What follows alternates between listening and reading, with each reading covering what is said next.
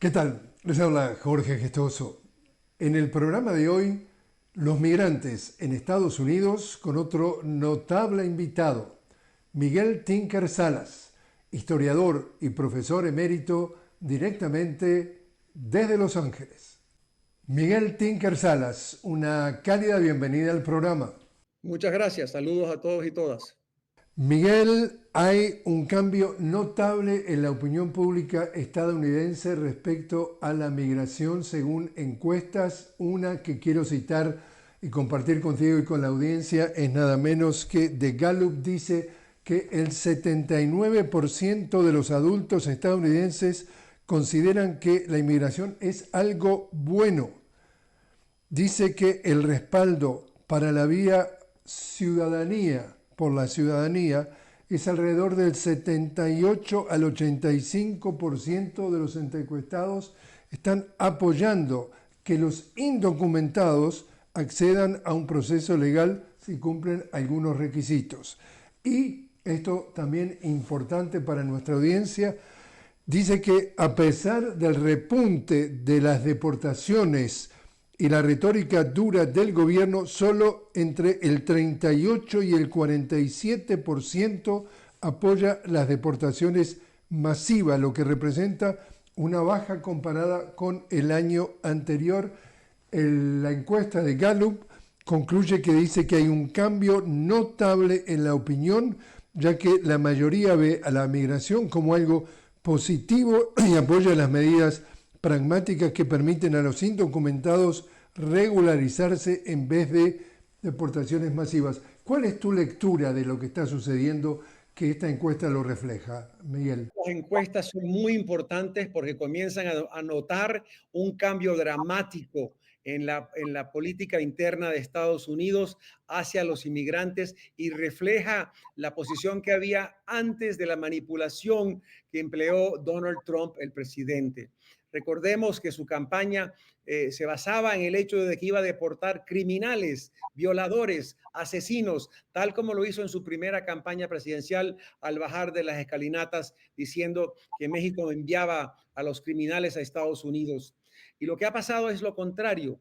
Han estado arrestando trabajadores agrícolas, han estado arrestando personas en la construcción, han arrestado a personas que venden flores en la calle, han arrestado a personas que venden comida en la calle.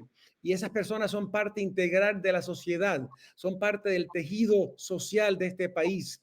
Y creo que un gran porcentaje de la población se está dando cuenta que fueron manipulados, que Trump ha estado manipulando el tema de la inmigración para lograr su objetivo de imponer un objetivo de racismo y privilegiar lo blanco en este país. El tema de MAGA tiene que ver más bien no simplemente con hacer América great o hacer América grande, sino reblanquear los Estados Unidos. Es un proyecto de supremacía blanca y eso está muy notable. Y lo que sucede entonces es que los inmigrantes los convirtieron en el blanco, en el chivo expiatorio, y la población está reaccionando ante esa realidad.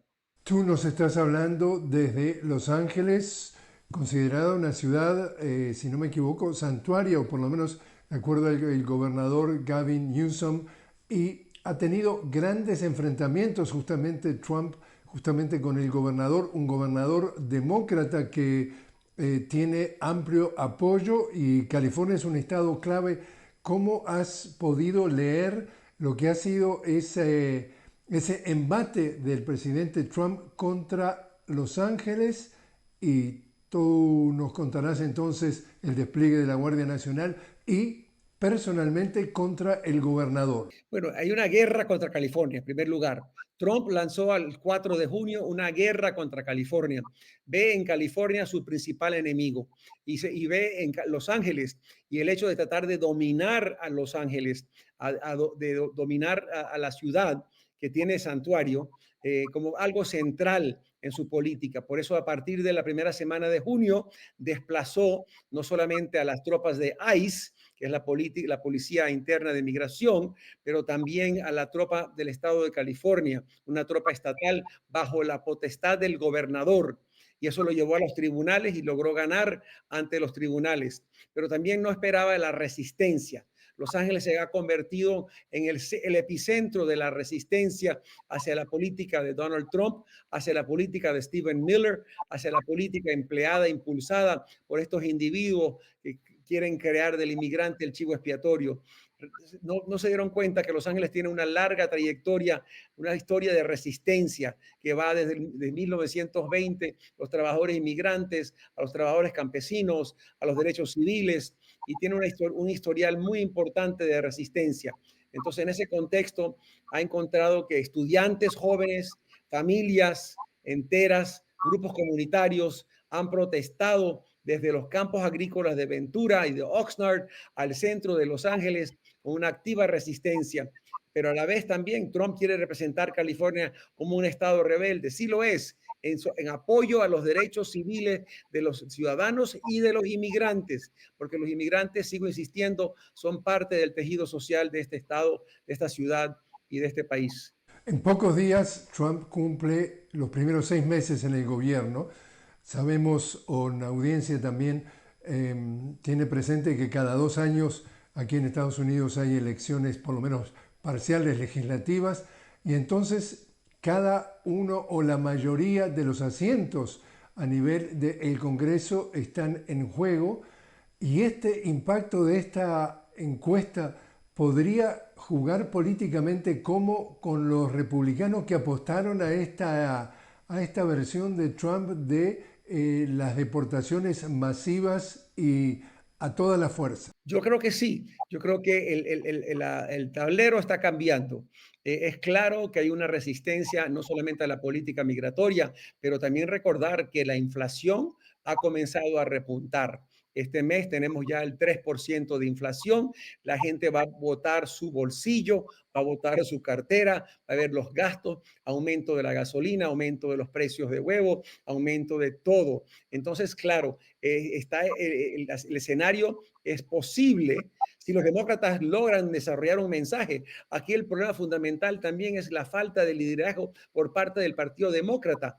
O sea, no han propuesto una respuesta a las políticas de inmigración de Donald Trump. No han propuesto una respuesta a la temática económica de los aranceles. Y la verdad es que los aranceles lo paga la población y es los aranceles que están comenzando a impulsar la inflación, tal como la Federación, the Fed, o sea, el Banco Federal, ha estado pronosticando que a raíz de los aranceles la inflación iba a aumentar. Si juntamos los temas económicos con los temas sociales, abre el espacio para que los demócratas comiencen a retomar la Cámara Baja del Congreso.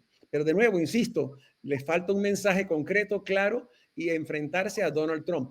Tú sabes también mejor que nadie que Noam Chomsky ha afirmado que en Estados Unidos no hay dos partidos políticos, hay un solo partido político, es decir, él lo llama el Business Party, el partido de los negocios, y en realidad lo que estamos hablando es de una democracia bipartidista, hay que elegir a uno u otro porque, y acá viene mi pregunta, el desarrollo de un tercer partido, como pasó por ejemplo con Jill Stein en la última elección, ella denuncia, mejor dicho, que hay enorme resistencia a la hora que ella tiene que escribir su partido, el Partido Verde, en cada uno de los 50 estados, porque los mismos demócratas del Partido Demócrata le ponen una y mil trabas para que se le complique la inscripción y de esa forma siga este bipartidismo. Y acá ahora aparece Elon Musk, este hombre de los más ricos del mundo, en donde habla de la creación de un tercer partido. ¿Qué piensas tú de la situación esta de que sí o sí hay que votar por uno o por otro y según Noam Chomsky en realidad es el mismo perro con diferente collar? Sin duda, es la misma moneda con dos caras. Hemos visto eso históricamente. Hay que recordar que la actitud antimigrante no comienza con Trump, no comienza con Obama, no comienza con Bush, podemos regresarla incluso a los demócratas de los años 70, 80 y 90, que manipularon a los inmigrantes, crearon el chivo expiatorio, y fue Obama como el principal deportador de inmigrantes, más de 2.5 millones de inmigrantes, casi 3 millones de inmigrantes que fueron deportados durante el tiempo de Obama, y que establece el contexto para que Donald Trump luego recoja el tema y los utilice como chivo expiatorio. Sin duda, pero también hay que reconocer que existen movimientos dentro de estos partidos, por ejemplo, el caso de Sirhan en Nueva York, que es un miembro de la democracia socialista, que se plantea como candidato para alcalde de Nueva York. Tenemos también candidatos como AOC, en el caso de Nueva York también, que quiebran con el esquema tradicional del Partido Demócrata en algún grado, no en todos. Por ejemplo, el caso de Gaza todavía sigue siendo muy importante para distinguir los diferentes sectores de este país, pero creo que sí, los partidos tradicionales, tanto demócratas como republicanos, han creado las condiciones que nos encontramos hoy en día. Te invito a hacer una pequeña pausa entonces, Miguel. Estamos hablando con Miguel Tinker Salas, historiador y profesor emérito directamente desde Los Ángeles. Estamos hablando sobre los migrantes en Estados Unidos. Enseguida regresamos.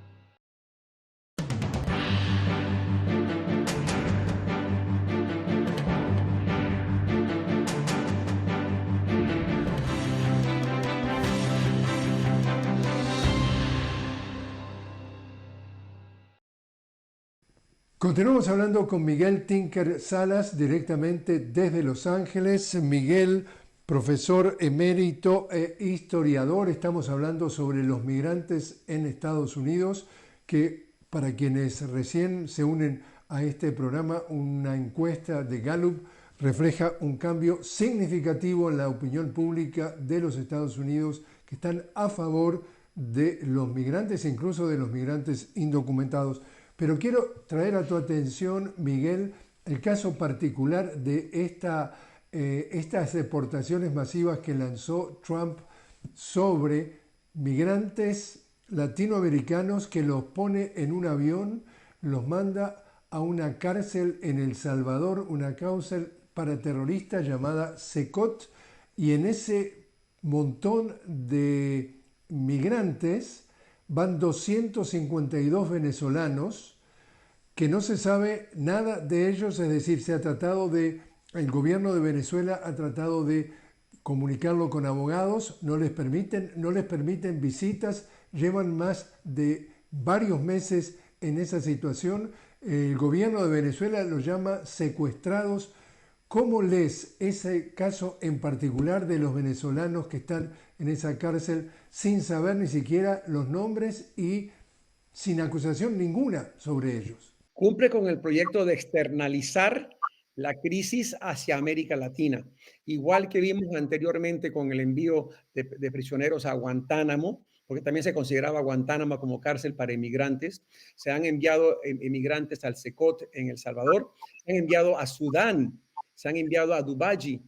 O sea que se están externalizando, igual que en Estados Unidos comercializan con los inmigrantes, porque recordar que están pagándole a El Salvador por retener a los inmigrantes más de 6 billones de dólares.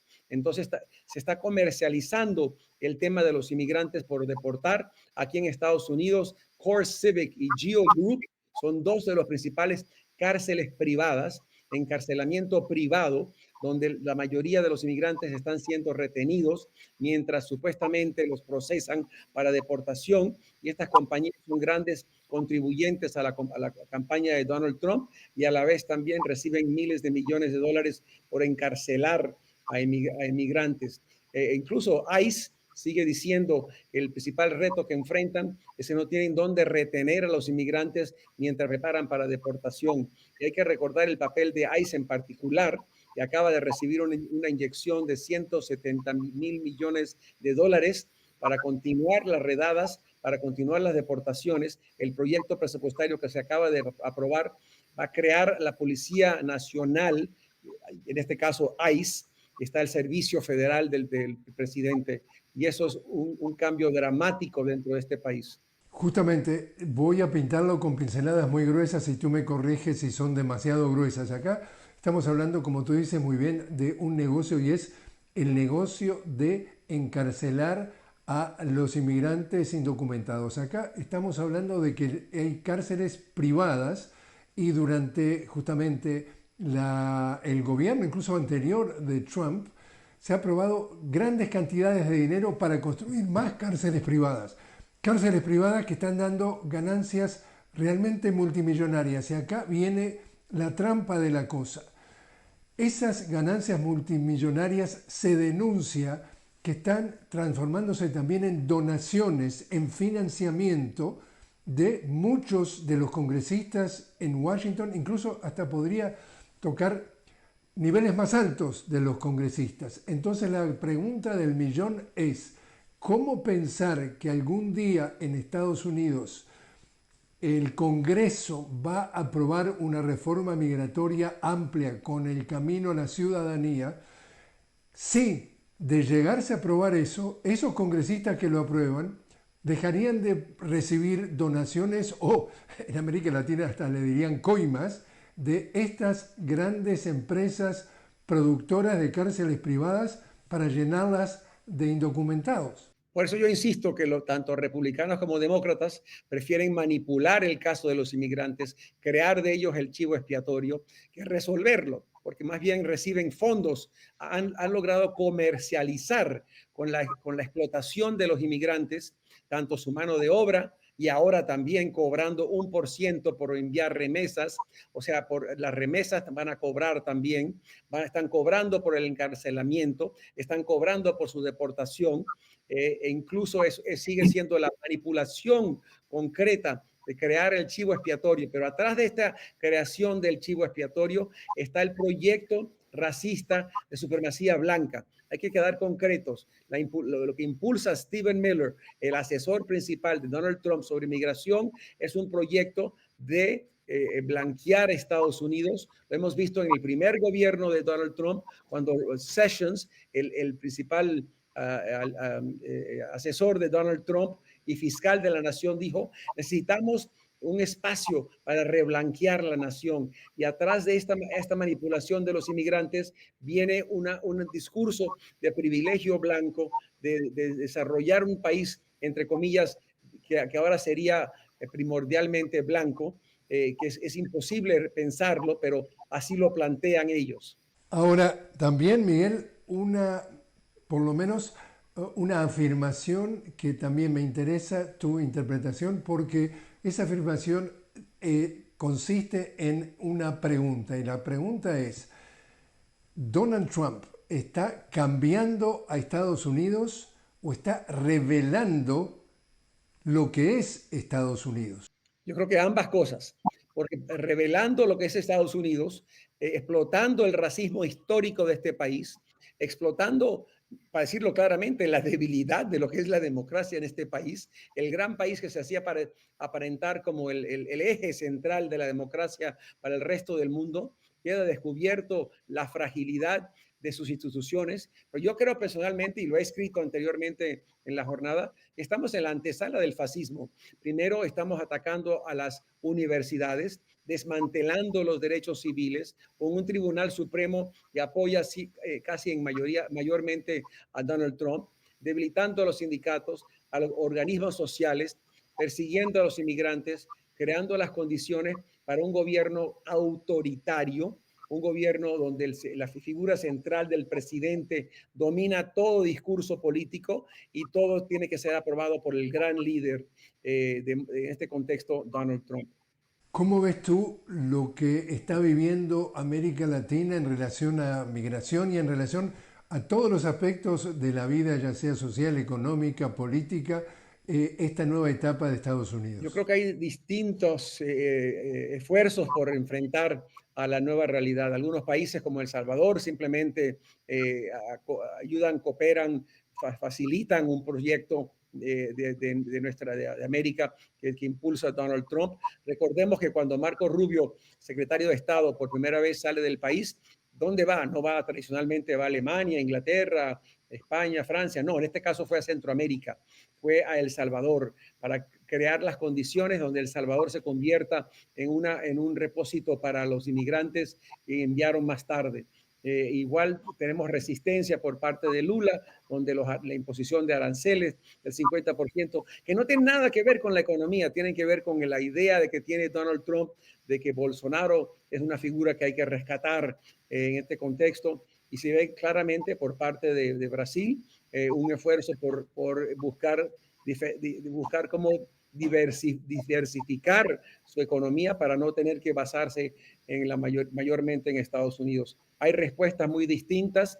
Creo que hay un repudio en general en parte de los latinoamericanos, porque vemos claramente si el trato de los inmigrantes es de esta forma, ¿cómo trataría a toda América Latina? Creo que hay una semblanza muy concreta entre el trato que reciben los inmigrantes, y aquí se trata no solamente de mexicanos y centroamericanos, pero de suramericanos, de cubanos, venezolanos, ecuatorianos, y se ve igualmente en su trato hacia América Latina. Recordemos que en el primer gobierno de Donald Trump habló de América Latina como países, y no voy a usar la palabra por no ofender a tu audiencia, pero los trató de forma indiscriminada.